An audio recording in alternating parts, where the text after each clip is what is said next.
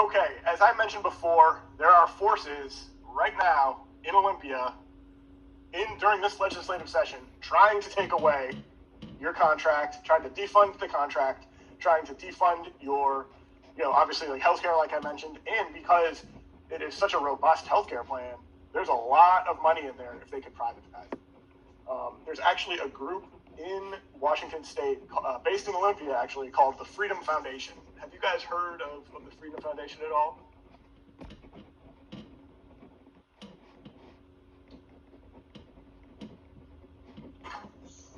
Says yes, and lots of no's. Lots of no's. Okay, all right. So the Freedom Foundation is basically it's a union, basically, of millionaires who all through or billionaires, really. And you got to wonder who advocate for getting access, or for defunding state jobs, for getting access to these state pensions, for privatizing healthcare even more. And you got to ask yourself, if you had $1 billion, why do you care if unions are stronger? Like, what is? That would be one of the last things I would care about if I was a billionaire. But for some reason, I wonder why, these people are quite involved in trying to get rid of unions. In fact, they actually, because I don't know if you know this, L&I is like I think it is the last publicly funded L&I program agency in the country. They actually tried to privatize this agency a couple of legislative sessions ago and outsource all these jobs. So you guys actually have more at stake than most state agencies when it comes to preventing the Freedom Foundation from influencing state policy. I see that there's like I have 16 chat messages. Yeah, there was a bunch of no's.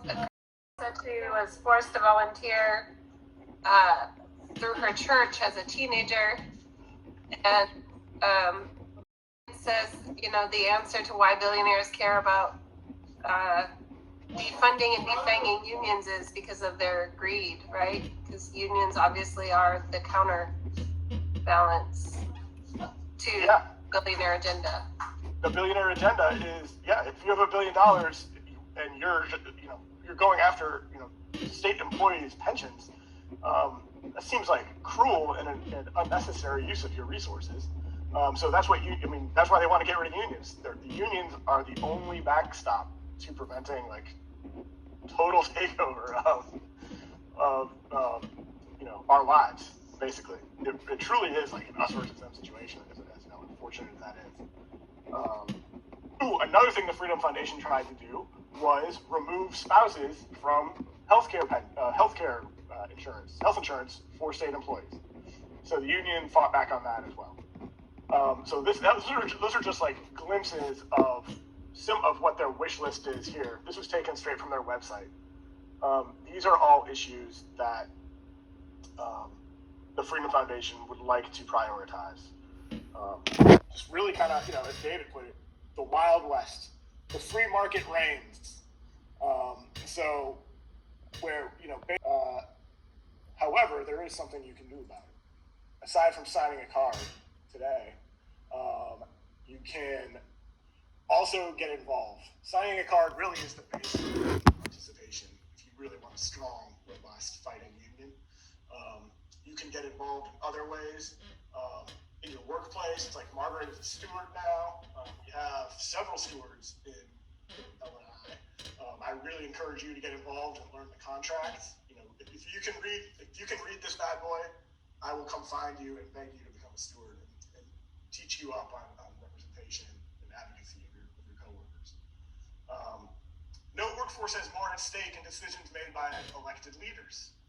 This is exactly sort of what I've been saying this whole orientation, is that we're so tied to the state government that your voice is absolutely essential to maintaining the benefits that we have and the rights that we have and the voice that we have,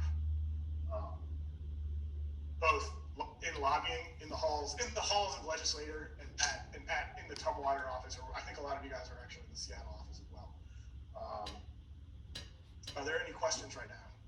so far? We're good?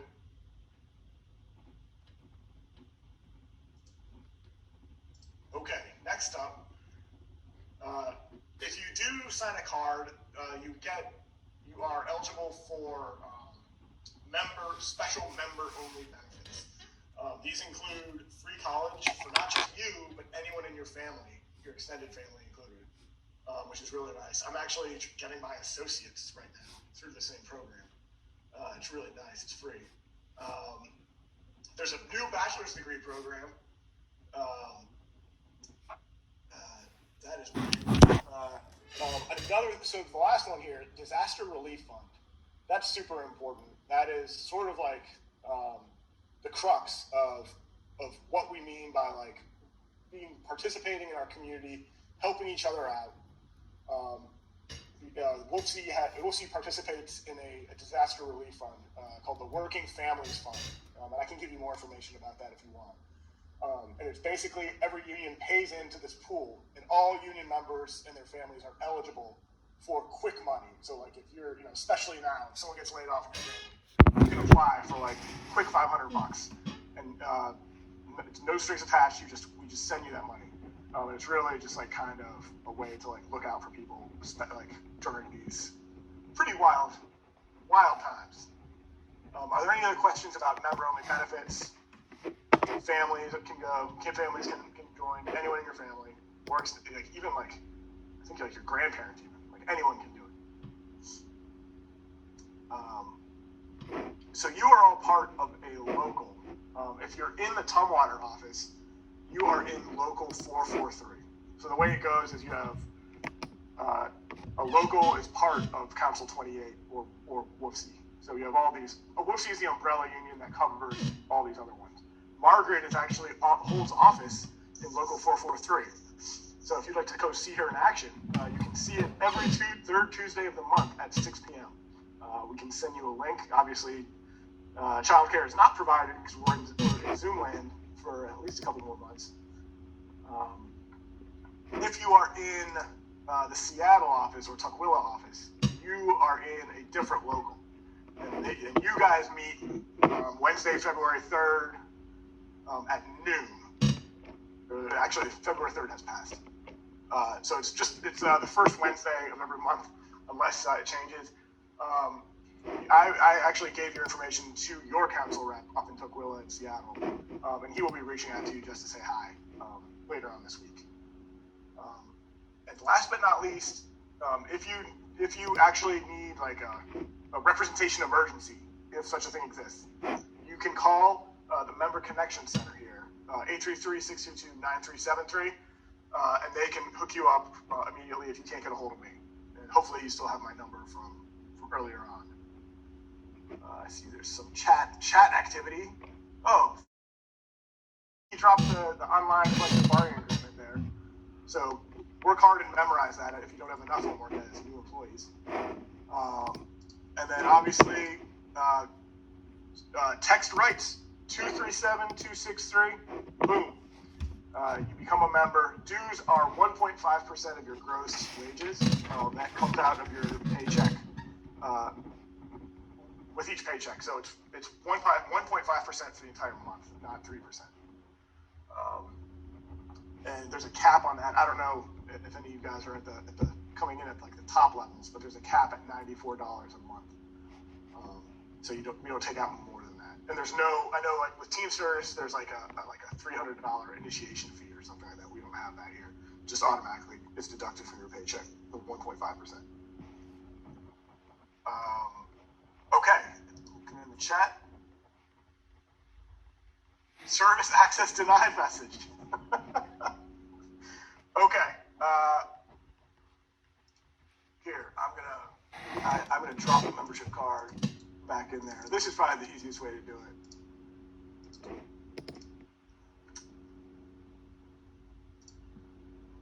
Yeah, the when you text that, it sends the same link to your phone. So yeah, it's the same link. So yeah, welcome aboard. Glad to have you. Obviously, reach out to me. Are there any other questions, comments, observations about the union and the dark forces aligning against us.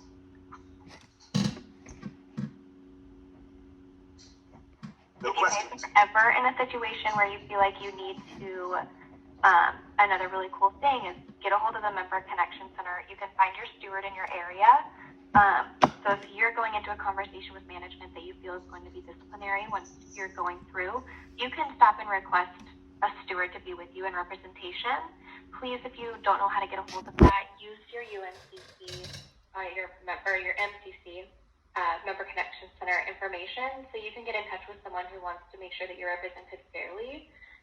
That's something that private sector doesn't offer. You'll get gaslighted. Your management will tell you one thing and tell everybody else something else. Pretty soon it spirals.